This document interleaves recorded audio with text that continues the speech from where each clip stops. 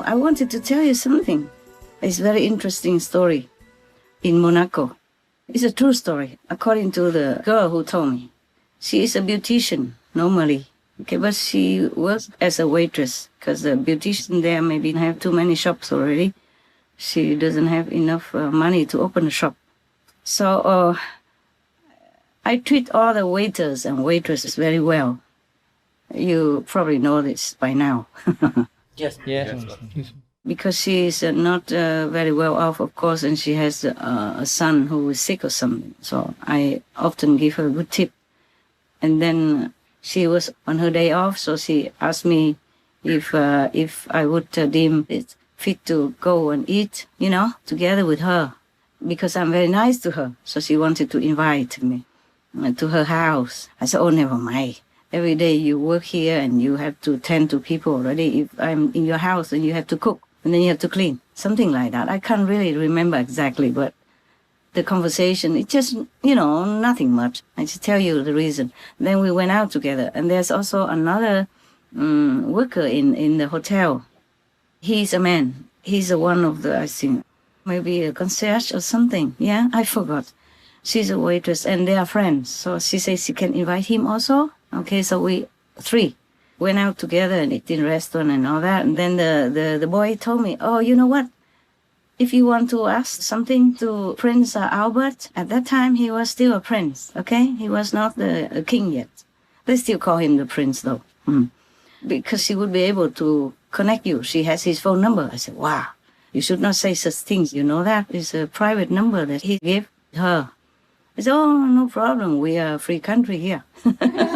He's cool. He's a very accessible prince.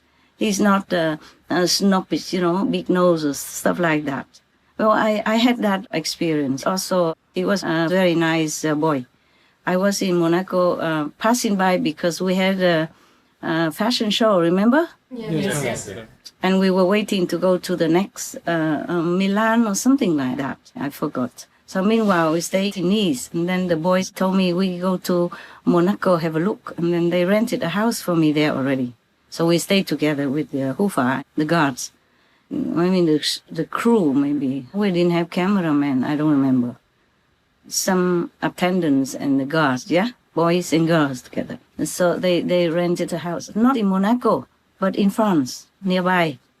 Nice and Monaco are very near. Yes.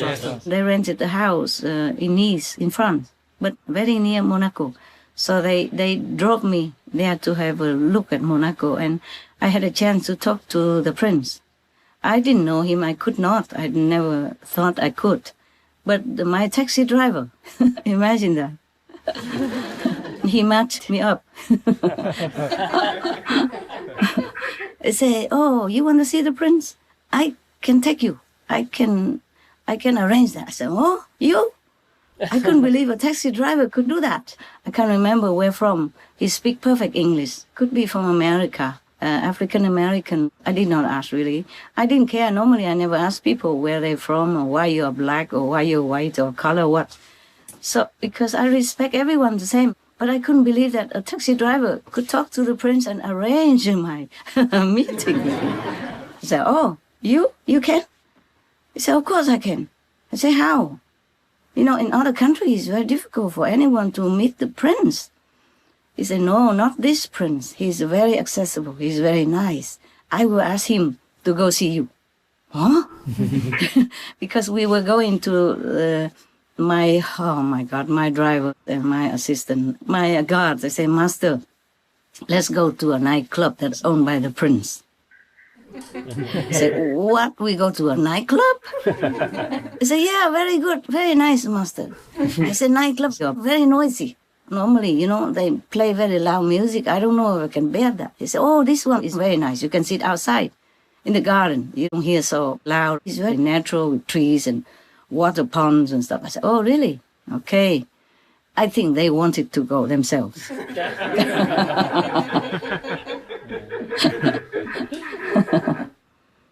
And so I had nothing to do at that time. I didn't have very much of television. I have just a driver and a couple of guards. They just hang around. They don't guard me that much. We never have guns or anything. So how can they guard me anyway? They don't even know Kung Fu, from what I remember, yes. But they just have been hanging around and like friends, you know. So we went together. In many countries, we went together also. When we did the fashion shows between times, they took me around. So we went to that club, and a taxi driver took me there because we didn't have a car. So I think we took 2 taxis or 3 taxis. I can't remember how many people.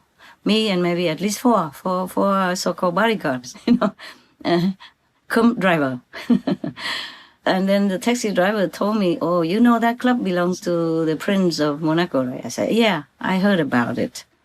Is it good? Very nice. He said, oh, very, very nice. The top-class people go there. And the prince goes there often.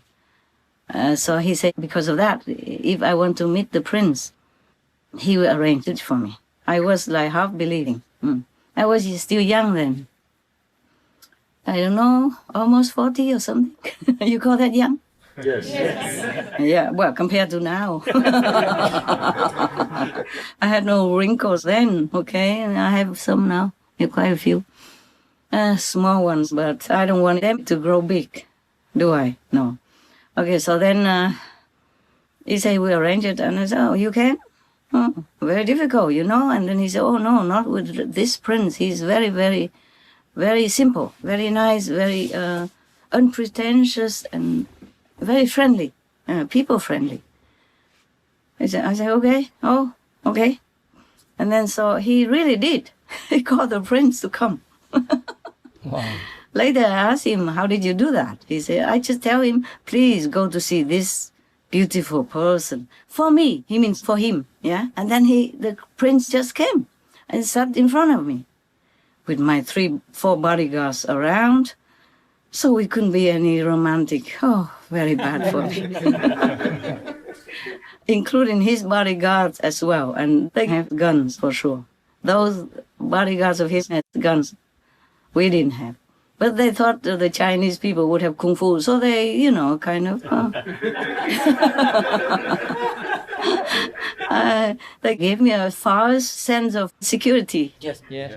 Are you still interested? Yes. I'm sure. Yeah, I'm just talking because we mentioned about the sexual harassment for Governor Cuomo. Oh, God. Sorry, my nose keeps running. Last time it was perfect, just I had to run to another place, and this time it's a nose running. Yeah, sorry, guys. Are you sleepy, by the way? What time is it? Oh, I never know what time. You tell me what time is it. 10:47. Only? Yes. We started early today, huh? It's very good for me. I still have work to do, but I can do it. And the night is young. Okay, so I sat there, and he truly convinced the prince that he should meet me. Wow. Okay, so we sat and talk. I don't know about what, just whatever, yeah? Nothing romantic, believe me, okay? Not in front of all these guards, okay? And other people also hanging around. You know, the club was packed. I think the prince has a specific time to go there. So they're very packed. And some other days, they also say very packed. Okay, now, what is it then? I told you because he's very nice, because I have met him, yeah? A couple of times.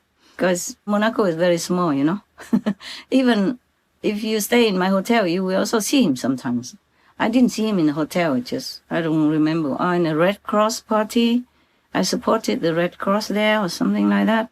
And at that nightclub, he even asked me for my phone number, which I did not have. Oh, I had, but not there. I lived in Thailand. I had a house in Thailand, so I gave him a Thai number. I guess he called, but nobody answered, no?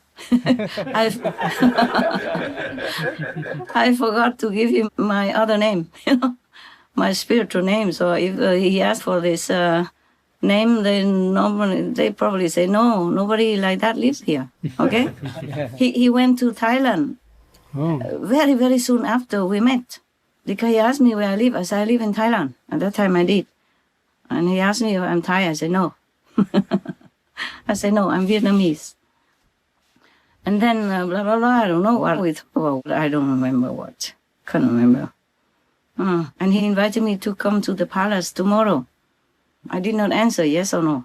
I did not go. Because the other day they took me also to the palace in the daytime. And I went there with them, and then suddenly all the cameras turned toward me. And it scared scared the wind out of me. So when he asked me to go to the palace, I just remember that and keep quiet. I didn't say anything. He's a very nice man, very polite, very, simple. So that when I met this beautician waitress and one of the concierge in that hotel, and he said to me that the waitress had his phone number also, I believed. I did not ask further because of the impression I had about the prince when I met him these several times. So I said, oh, that's very nice. How do you have it? So she told me the story.